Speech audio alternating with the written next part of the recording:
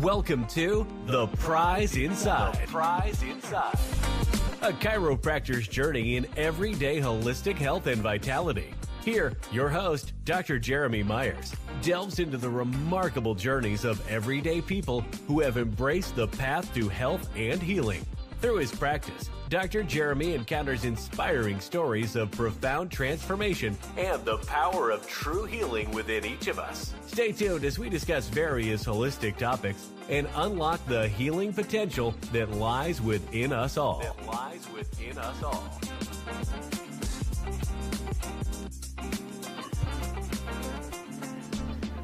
All right, welcome everybody. Welcome to Whole Health Weekly. Tonight is the night. We talk about like local trends in the news. Not really local, but internet, social media, those kind of things. The hot topics of the week. So with that, this is episode 34. So now we're out of the chiropractic principles. So we had 33 chiropractic principles that we went through. There were Stevenson's text in chiropractic from 1927. And I apologize for my hat. Hopefully it looks fine. But this is how I normally look at like football games. It's getting football season, folks. So it's going to be fun. Speaking of that, go to your local games and stuff. There's so much good community there. It's worth the small price of admission. Get out on those nights, right? So especially if it's a nice night, sometimes it's really good watching a little football. And I always have a respect for any sport, actually, especially in the high school level, because they don't get to recruit that much. They get to play with what they have. So a lot of times those good teams just figure out a way. But I always just find it fascinating. With that said, though, tonight we're going to go from the 33 chiropractic principles to another favorite author. His name's B.J. Palmer. B.J. Palmer was the son of the man that discovered chiropractic, and he had some amazing quotes, and I want to use those one at a time each night. So we'll do that. But before we do that, I'm almost to 60 guys on Rumble. So if you would like to subscribe to stuff, please subscribe to my Rumble channel, because then you can listen to all the Whole Health Weeklies when we go into different topics, or our 1% tribes. They're all in a nice order, so you can kind of find your subject there. We also have a YouTube channel, so I'll put that in the thing as well. It's called Jeremy and Rach. Real technical. That was the old YouTube thing. I do the Rumble one in case I want to make sure that, like, if we ever hit a area of censorship, because there was a few years there where some of the holistic stuff we talk about was getting censored pretty good.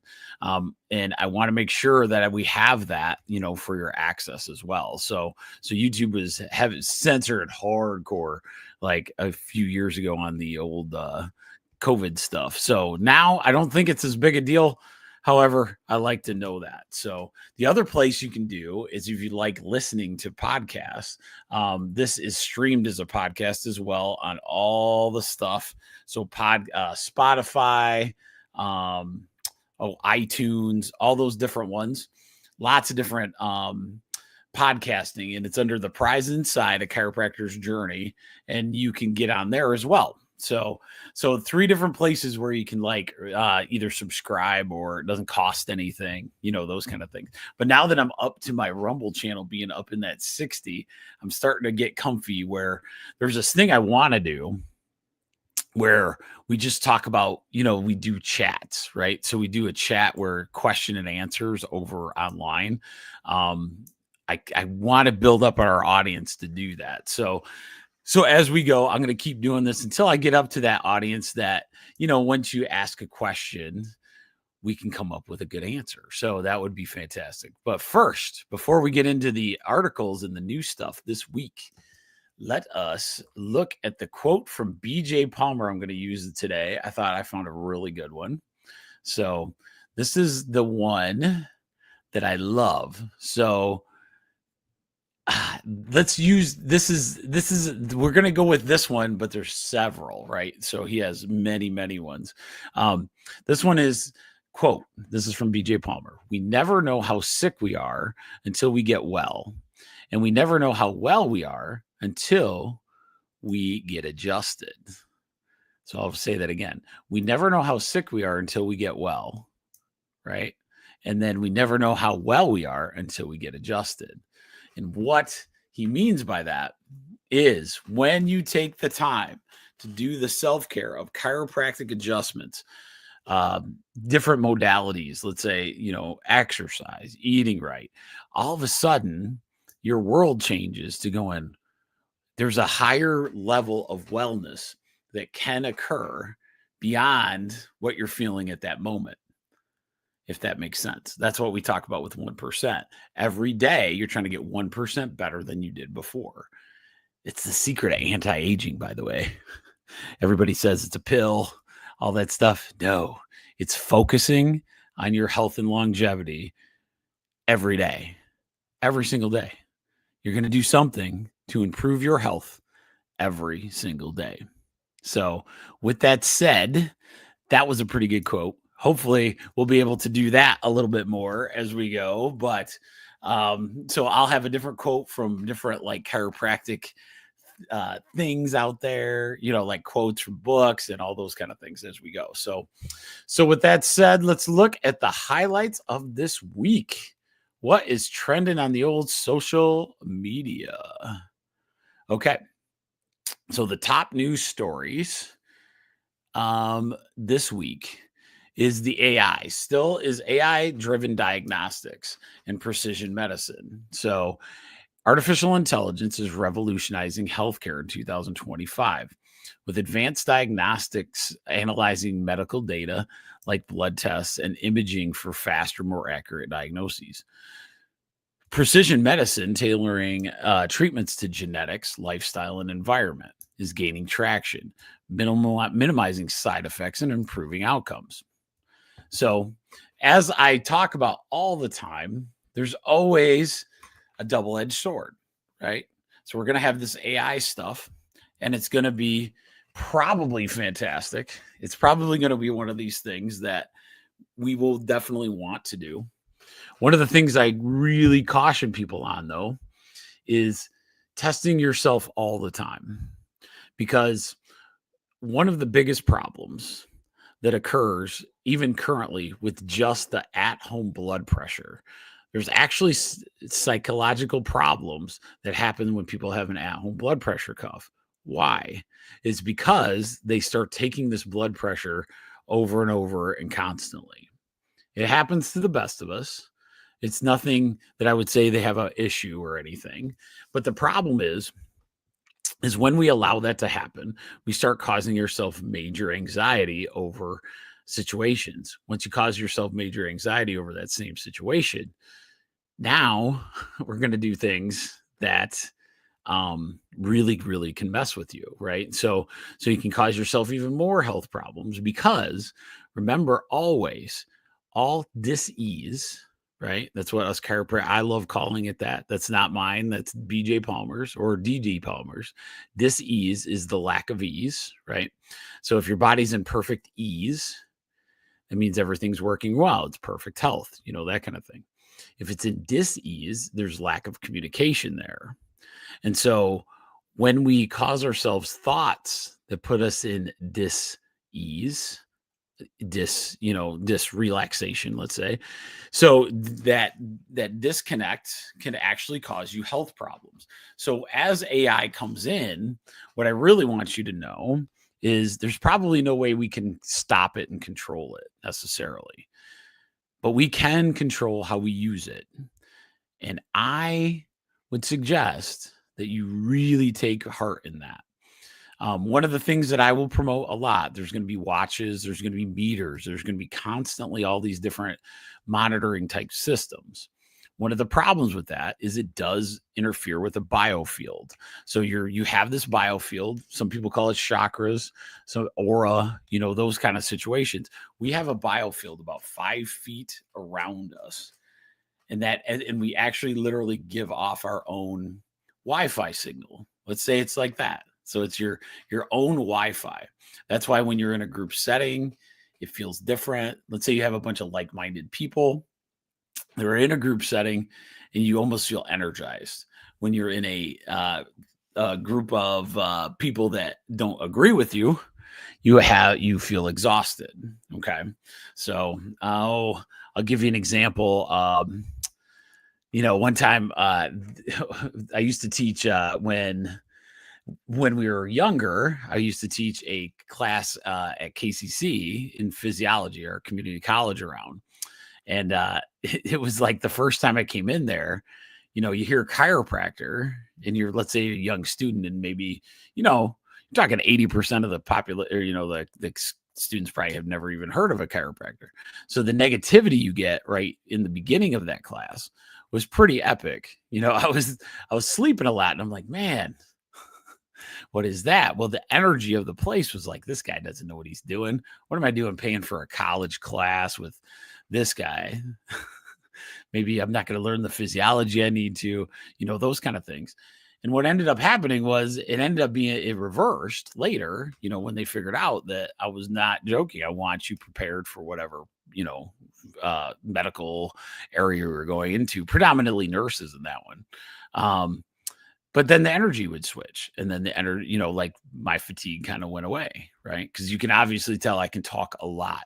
So either the energy switched, or I wore out these poor nurses' brains so much because all I did was talk the entire time that that changed the energy. So there's a couple options there. But remember, when you're looking at AI driven things, be very cautious. There's going to be some stuff that you're going to be like, man, that is a really good idea. AI blood work and AI, there's a lot of cool things that are going to happen with that. Is it right all the time? No. And it's not going to be right for several years. And how do you use that tool is going to be our, one of our biggest issues, right? Before we go on to the ones I found, the other one that Gina, so my office manager Gina always gives me a TikTok trending one. And this week it was, again, which is going to be that way for a while because it's so popular, but this GLP-1 situation. So GLP-1's been around for a while, been around for quite a long time. It's just now, coming into the mainstream because everybody it's becoming one of those really, really high profitability drugs. So remember this.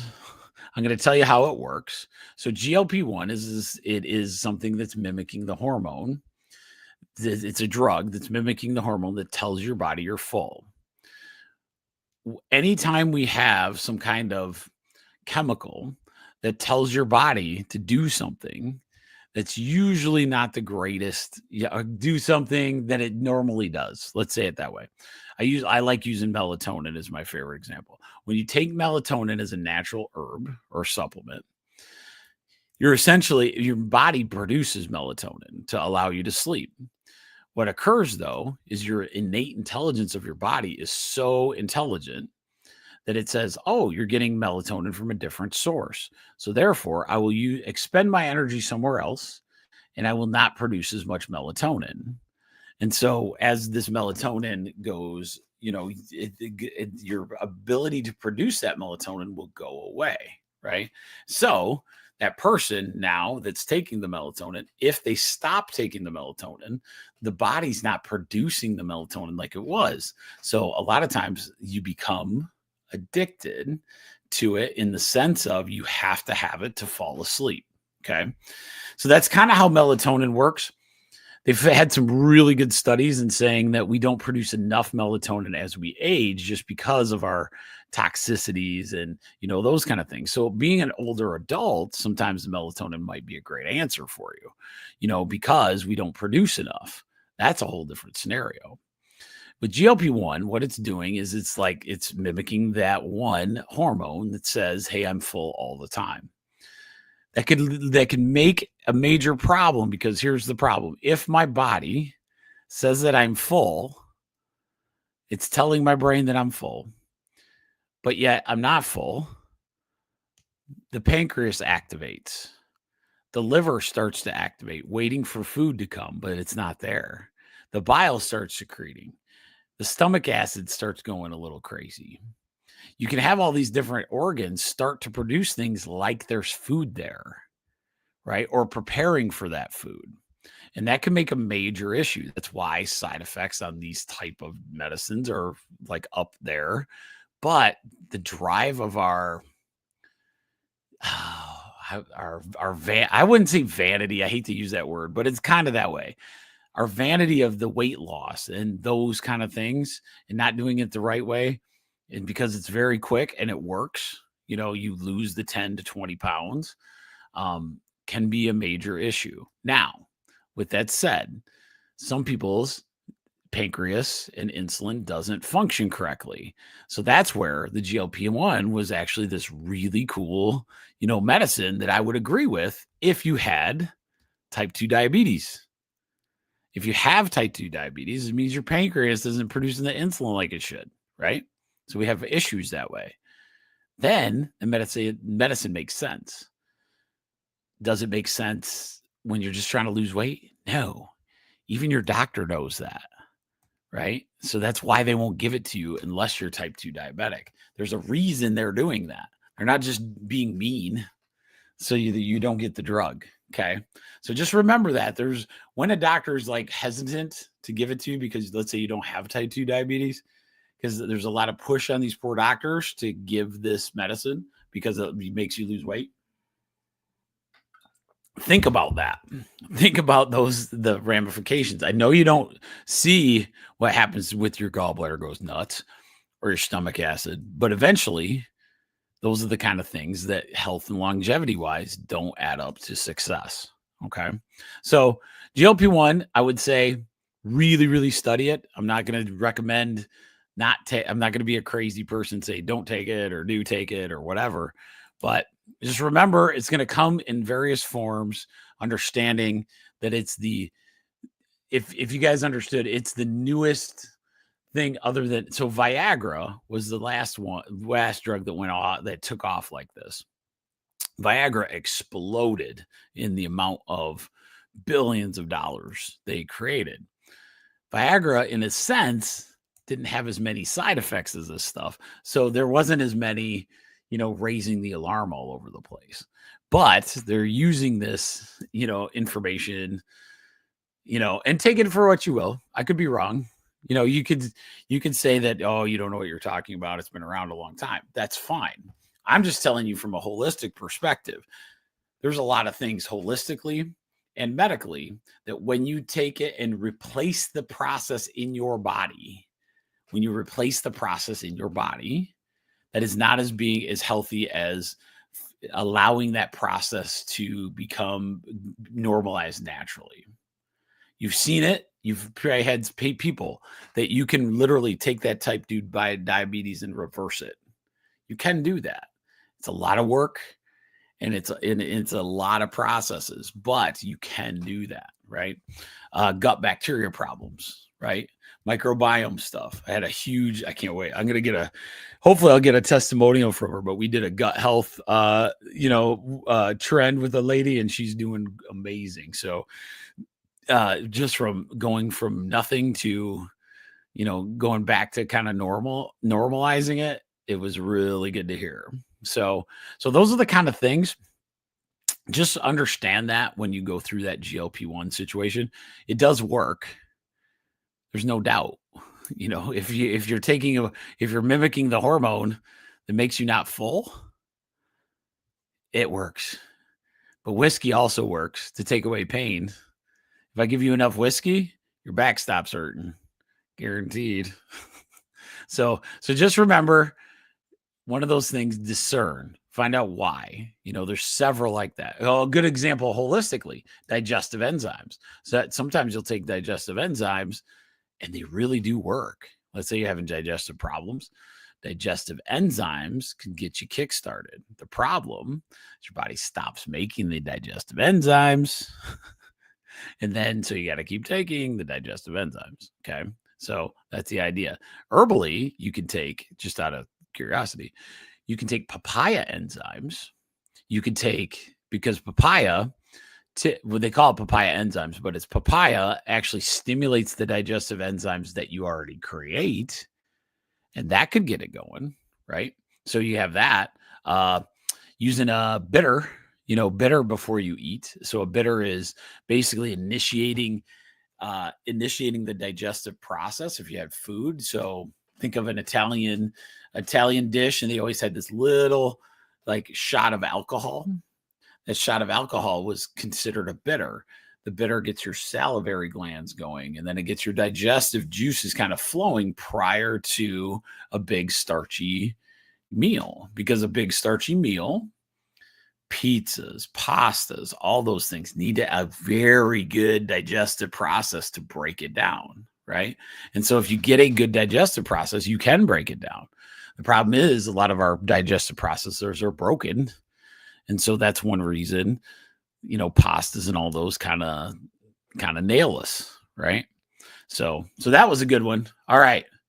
So off of my soapbox. All right.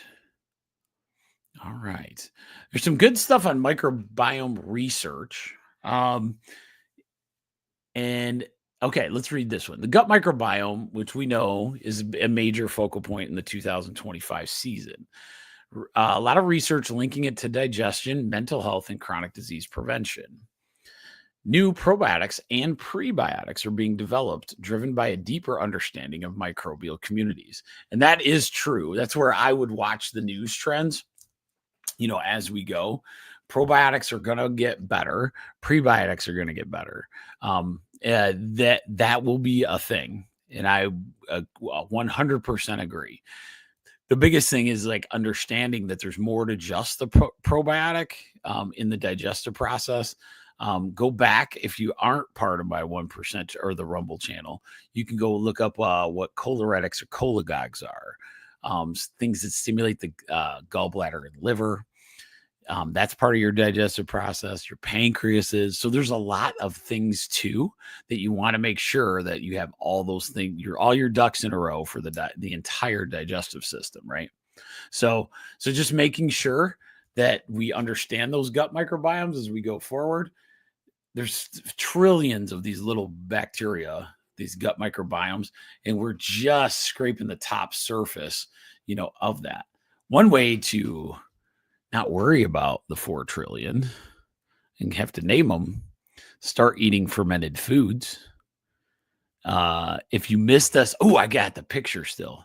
If you missed us on Sunday, I'm going to show you what Rachel and I made this weekend. All right. So the one on your right, so my podcasters, you've heard this before. We made kimchi is one of the fermented. And the other one's called surtado. It's like a Mexican kraut. And so it has the Mexican spices in there. So I keep telling people it'd be like you could put it on like a nice taco or burrito or, those kind of things. But both of these dishes these are big jars, right? So these are going to be there once they ferment. We'll probably do a 3-week, depends on the taste, right? 3-week to 4-week fermentation on both of them. And then they're going to be your side that it has a ton of fiber and a ton of really good veggies and a lot of good vitamins. But the most important is that they're full of probiotics, full of them. There's not a supplement on the market that's going to beat the fermentation. Okay. So especially if you start making it a regular of your day. Sauerkraut's the one we all know. Kimchi, I can't ever think of the drink. I always have the issue with that. I just had one the other day. There's some really good ones in the grocery store now, though. I've been watching and I was, kind of studying. This is the basic grocery store. There's a lot of good. Why can't I think of the drink that's a fermented? It tastes almost like pop, essentially. But anyway, so there's some really good fermentation choices other than sauerkraut if that's not your jam. Okay. All right. So let's go on to the next one. Ooh, this is kind of interesting. Breakthroughs in wound healing. There's a new smart hydrogel. Okay. Combined with healing vesicles in transforming diabetic wound care. Oh, interesting. Restoring blood flow and healing wounds in days. Additionally, an injectable skin in a syringe could heal burns without scarring, offering hope for advanced wound management. Ooh. Let me go. We're going to dive into this article a little bit deeper.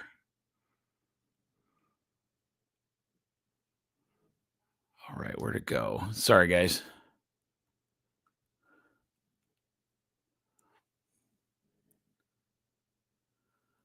Okay. So this is August 14th, 2025. So scientists in Sweden have developed a groundbreaking skin and syringe, a gel packed with live cells that can be applied directly to wounds or even 3D printed into skin grafts, designed to help body build functional dermis. That's really cool. Oh, it's going to make me add stuff. Okay. Maybe that's why. Oh, sorry. Here we go. Sorry. I try not to pay too much for all the stuff because that's what they do. So, to build functional dermis rather than scar tissue, the innovation combines fibroblast cells, which we'll talk about in a second, on gelatin beads with a hyaluronic acid gel held together by using click chemistry. In a parallel advance, the team has also created elastic hydrogel threads that can form tiny fluid carrying channels, paving the way for artificial tissues and organoid development. Interesting.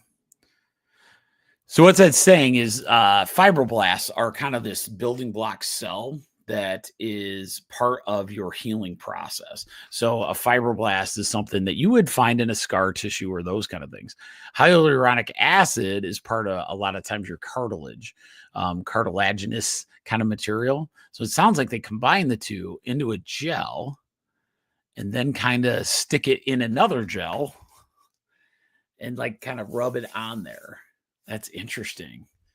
So a lot of times you're going to see some cool innovation too. So don't ever, it's not like everything. Don't throw the baby out with the bathwater, right? Because if they can find some natural ways to heal you better, here's an herbal one. Did you know, like if you're out in the fields, mullein is a really good antibiotic.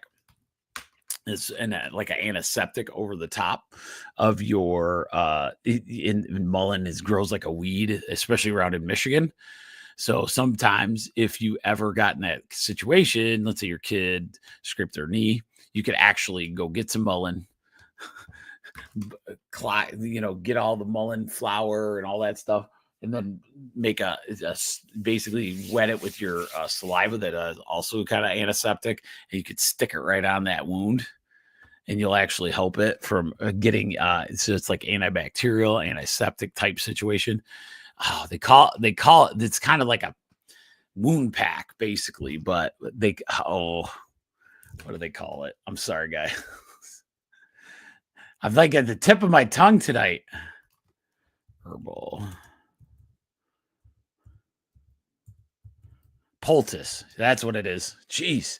Actually, they call it a poultice, and then you can actually put that over that injury, and it's something out there. There's a lot of antibacterial, herbals that are out there, but that one, because it's a weed and it's pretty much anywhere you look, it's a good option, especially in Michigan. So I thought that was kind of cool. That was a good article, man. Hopefully you like that one.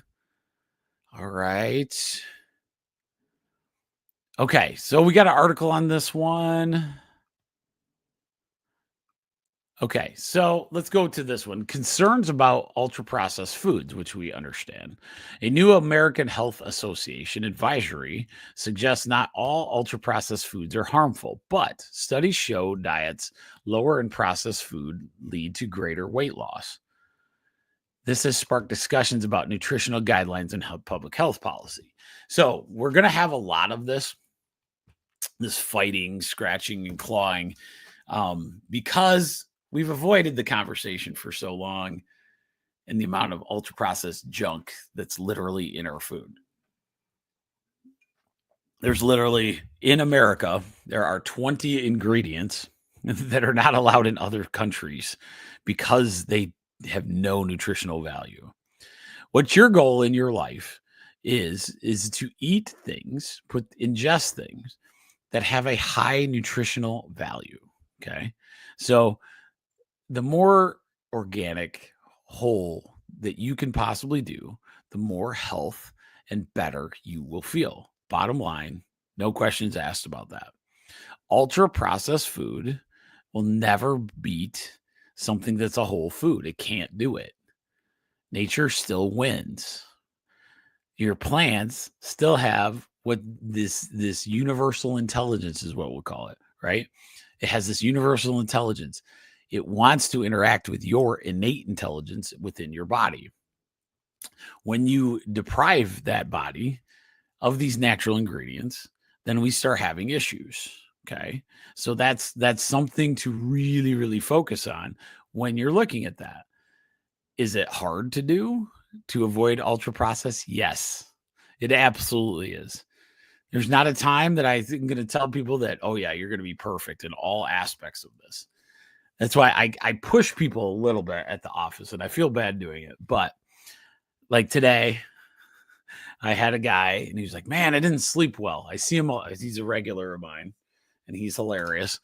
And so I didn't sleep well last night. I'm like, quit eating the cookies and the sugar, because I've seen him so often. I already know what his problem is. He's like, I didn't eat any sugar. Oh, okay, fine. I ate this little tiny candy bar, like this little tiny sample candy bar. I'm like, you had more than that.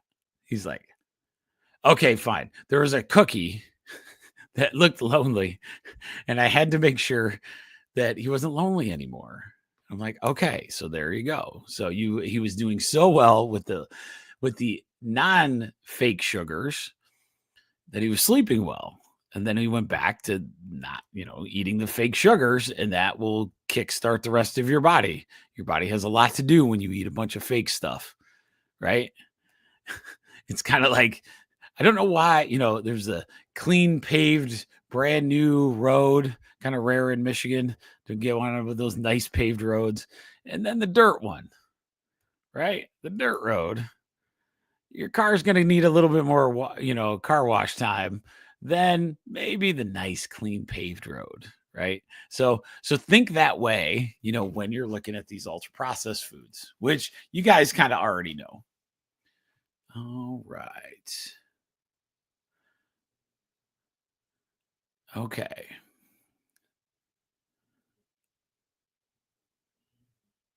All right. I think that's it for things. Yeah, I think you're gonna see this. This with me. I'm seeing it now. You're seeing, using medicine when medicine is called for, but then also starting to understand holistic much better. That holistic isn't you get sick and you get treated. It's a lifestyle. It's a journey, right? Health is a journey. Sick is a treatment. Okay. Health is a journey. Sick is a treatment. There are two different situations. We want to, when we are sick, then that's when maybe the medicines things come in. But to get to that holistic side of things, we have to start looking at these new lifestyle variations. Okay. Like I tell people, I've had one, a patient this month. Sometimes people aren't ready yet for a chiropractic commitment. in the sense of we can adjust them, but their body is going through some other things. This lady I took care of, she had some major heart issues prior to coming into us like months and months ago. They hadn't got her heart stuff really figured out yet. So they were constantly changing her medicines, doing all these things, to the point where we had to have the discussion of like, hey, like if you think, just realigning your hip is going to make you feel great, until they get these medicines under control, you're going to have issues, right? And those are things that happen over time. And it's between her and her other doctor. It's like, you need to stay on this path where we're going for these things, but you can't get frustrated that you didn't heal up like you did 20 years ago, right? Because if you're going through all these constant, who knows that what the medicines that she's trying, one of them she was allergic to. So obviously her body was going into a toxic situation. It didn't care about her hip hurting. It cared about getting rid of this toxic situation that was in her body. Right. And so that's why, like as we go, you're not going to feel that great, and so that's the difference. Right. So that's what tonight is all about, is about understanding the difference between the journey of health and then the treatment of sick. Right. Right now we have a sick care model.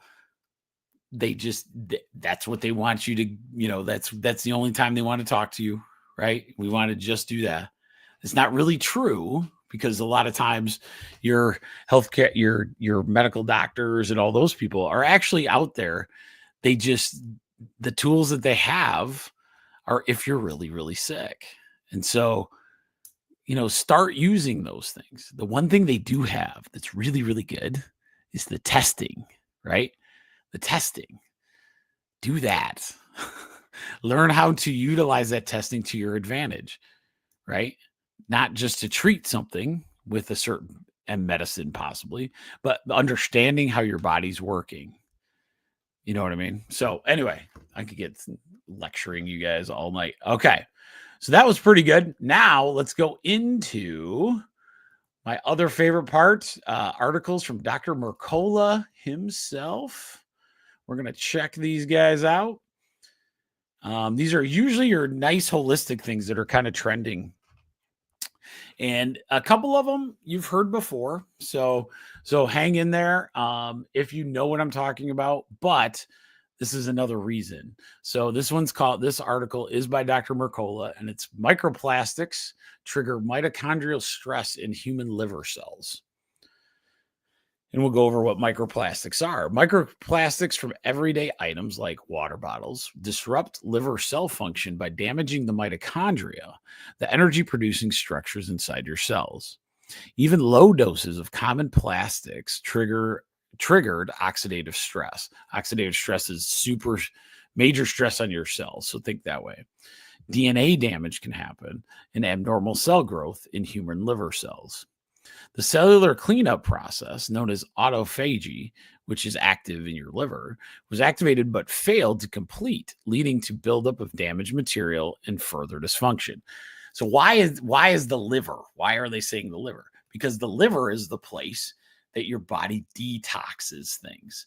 That's why you can understand that alcohol is so poisonous to your body, is where does the damage happen? When somebody's an alcoholic, it's in their liver, right? The reason it's in their liver is because that liver has to process so much that it overruns, it overtrains. It's too much toxicity to the body. And so with that over toxicity, with these microplastics, the liver cannot break it down, therefore leaving some of that crap behind, causing this damage. That's what this article is saying. What they're saying, and we are eating a ton of these plastics. We have to start getting away from, try to go to metal containers when you're drinking, glass containers, anything, to try to get out of this microplastics. There's lots of places that they are. I think as a world, we have to really, really start focusing on that, because it's in everyday, almost everything we're around, and it's tough to avoid that one. So just remember that. The real world plastic fragments cause more damage than synthetic plastic beads, highlighting how the plastics you encounter daily are especially harmful. To reduce your exposure, avoid plastic in food storage and cookware. Switch to natural fibers, right? So there's natural fiber like storage containers. That's really good. Filter your water, which is another good thing. And also give your body give things that improve mitochondrial function, like really good vitamins and minerals. And the other one that helps a lot in this situation is get rid of the seed oils, right? The vegetable oils from your diet, because that actually adds to, liver stress in that sense. Okay. So that one's a pretty good article. So remember the microplastics, they're all over the place. Start making the change to maybe glass storage. There's different fibers out there, maybe some more biodiverse, things, maybe some bamboo, those kind of things. Because even like cardboard's easier on your body than these like plastics are.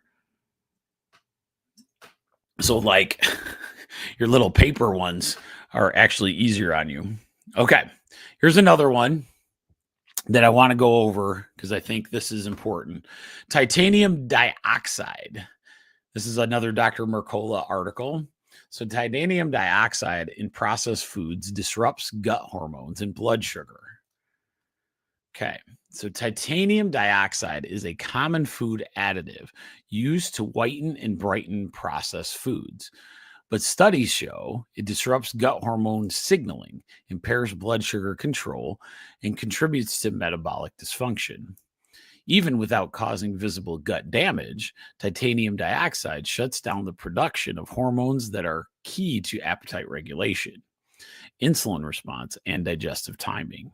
Research shows that titanium dioxide particles interfere with how stem cells in your gut mature, preventing them from becoming hormone-producing cells and leading to a silent breakdown in metabolic communication.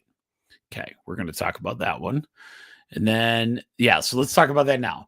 So in all of our body, throughout our body, we have stem cells. We already produce these stem cells, guys. So remember that. Once we get into, I still got to do one. I got a good art thing we're going to talk about this weekend. But after that, we will make sure that we go back into the human biofield and what that is all about. Sometimes you can actually create, your own stem cells. How do you do that? You take away all the bad thoughts, the toxins in our world, and in the trauma, right? So we take all those things away.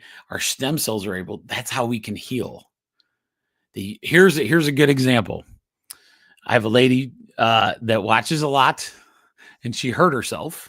Okay, and she hurt herself, but the stem cells are part of the reason she's improving each and every day from this fracture that she had. Those are stem cells, people. If we didn't produce our own stem cells, we could not heal either. Okay. So your gut has stem cells in there as well, right? So if something's disrupting them, then your gut microbiome is not going to work well because it's not going to give you the hormones and all the different chemicals that it needs to produce to give you the great microbiome. Okay. All right. That was a little on my high horse there. All right. So last thing in the titanium dioxide. Titanium dioxide also damages intestinal structures responsible for nutrient absorption and weakens your gut barrier, which triggers inflammation, nutrient deficiencies, and leaky gut. And here's the problem. Despite growing international bans, titanium dioxide is still legal in the United States and appears in foods marketed to children. Supplements, right? Nutritional supplements have this crap in there. Toothpaste, and often it's really hard to see on the label. So just be careful. Just be careful with that one. Go as organic as you can. And it's a whitening thing. So they're trying to get things that are white. Think of, as a sugar, you'd think those like Pixel sticks where it's like super sugary, but it's white. right? So that would be a good example of where this stuff would be. Toothpaste has a lot of it, actually. Yeah, because it makes it nice and white and all those kind of things. So just remember that. These are things to watch for. So that was titanium dioxide. I really like this one because I want to make sure we focus here, because this could be a big part of, just your self-care, just your health and healing process that we talk about. So Dr. Bercola, this is sleep is essential for protecting heart health in postmenopausal women. Study shows sleep problems like insomnia, short sleep, and nighttime awakenings are common complaints among menopausal women. A recent study confirms that poor or declining sleep during midlife significantly raises the risk of heart cardiovascular disease and death, independent of other health factors. Earlier studies also showed that persistent insomnia, short sleep, and poor sleep quality during menopause predicts higher long-term heart disease risk. To improve your sleep, get morning sunlight, avoid blue light at night. Okay, so the blue light's when you're talking about computers and what I'm staring at right now, right? Keep your bedroom cool. Eliminate sources of electromagnetic fields, right? We talked about that in the beginning because we want our biofield to be good. And support natural circadian rhythms and thermal regulatory rhythms. Progesterone levels drop during menopause, which affects sleep.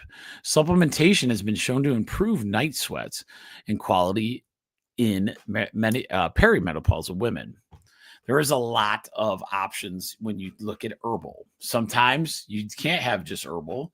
You have to go the medical route necessarily. There's a supplement out there. We carry it actually now because of how many times it seems to help quite a bit. But one's called Vitex.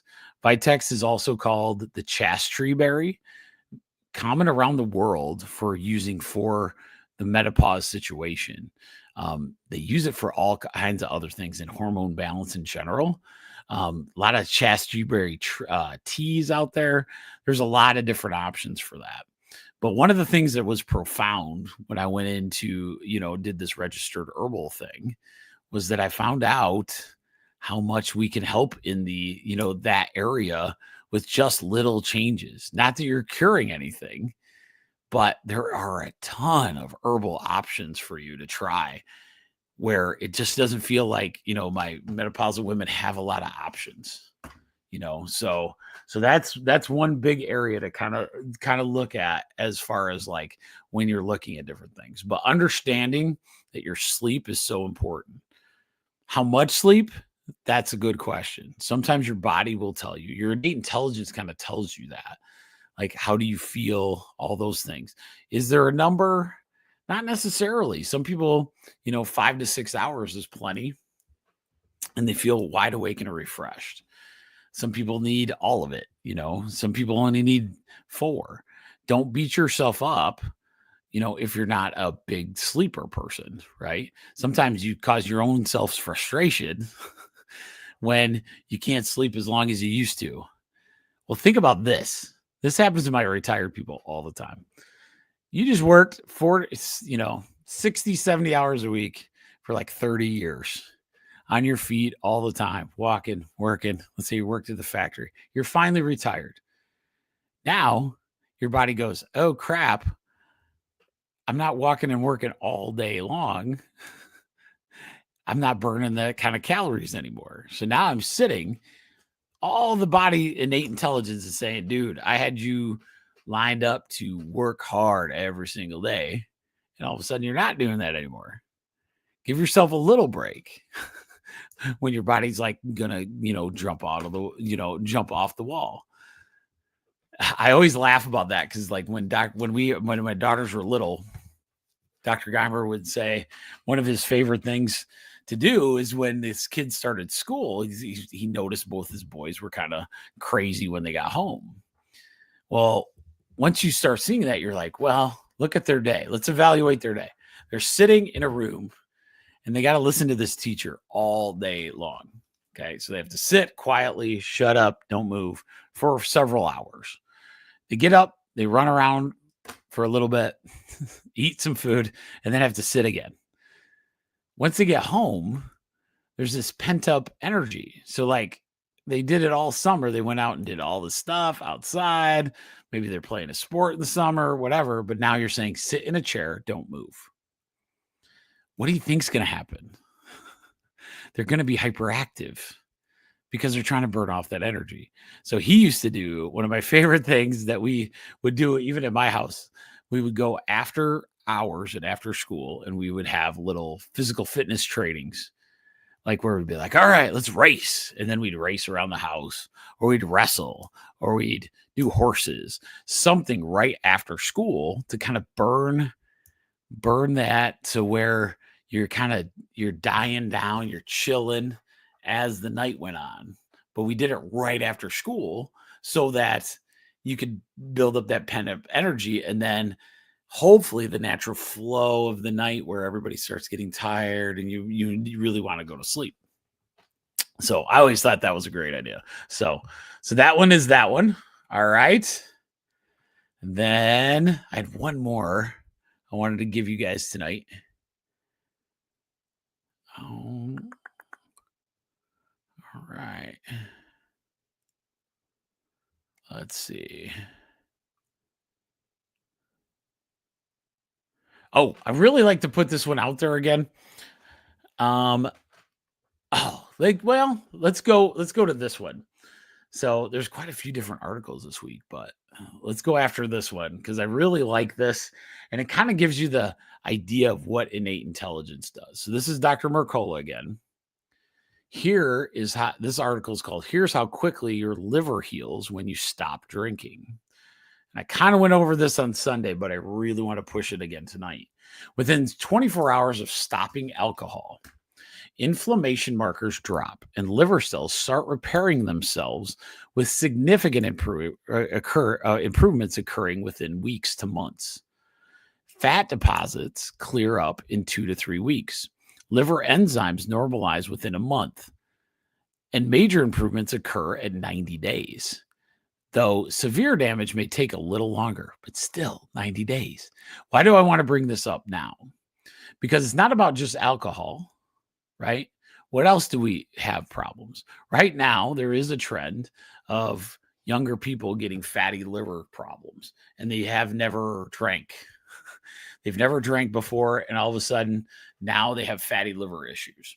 One of the reasons that's happening is because of the toxicities within the foods we're eating. The microplastics that I just talked about, right? The liver situation there. So once we start ridding our bodies of these toxins, it just doesn't have to be just alcohol, but that's a big one. Look how fast the liver can respond. If you ever do the anatomy of the liver, it has so many blood vessels and blood supply there. Many really close people to me that have struggled with alcohol. And with that, if they can turn the corner on that, especially that toxin, they can really change their life. And that's pretty cool to know, right? That your innate intelligence will be like, sweet, my liver doesn't have to work as hard anymore. I'll just heal this liver up in hopes this guy or this gal won't do that alcohol anymore, or this fake sugar stuff anymore, or whatever the processed chemical that is in there that the liver has to work hard at. So, but within 24 hours, you start seeing the cells change. That should blow your mind right there. Just say it. I know not everybody gets as excited as I do, but that one's pretty good. Okay, so I'm going to end the night on my final thing. The thing is, I always try to end with like a chiropractic one, which I really like. Last time we did headaches and how it works really good. This one I want to hit up again. There was they said that in a study. What was this? Oh, this is from the Association of New Jersey Chiropractors. A chiropractic spinal adjustment may actually improve cognitive function in people with, I think it's mild cognitive impairment. Okay, so mild cognitive impairment, which potentially could reduce the risk of Alzheimer's progression, though more research obviously is needed to confirm this relationship. It's kind of cool though to see kind of things that we kind of assume, but it's not proven. So I don't want to say that this research article is saying that, but when you get that clear head, and it is proven that when you get your spine adjusted, you actually stimulate that brain. There's an activity surge that goes into that brain, stimulating it. Even if I adjust just your low back, you still get a stimulation up there. Is that enough to help somebody with Alzheimer's? Time will tell, but that was a pretty good one. So with that said, ladies and gentlemen, I hope you enjoyed. Here it was the first day of school. I think my kid enjoyed her first day. She's on to a little adventure. My college kid starts next week. So it's kind of a wild time at the old Myers. And then robotics starts, which I'll keep you updated on that. So if anybody wants to sponsor it, remember that. Reach out. We buy some serious robot parts. I can't wait to see these kids. They're already pretty excited. Smaller group this year is kind of funny so far, but that means I got to go get some young ones to get them all excited again. So with that said, I appreciate all of you. Thank you for hanging out with me on a Wednesday night. Enjoy the rest of your night. Enjoy this week. Hopefully, stick with that quote. The quote, remember this. We never know how sick we are until we get well. And we never know how well we can be until we get adjusted. So with that said, have a great night.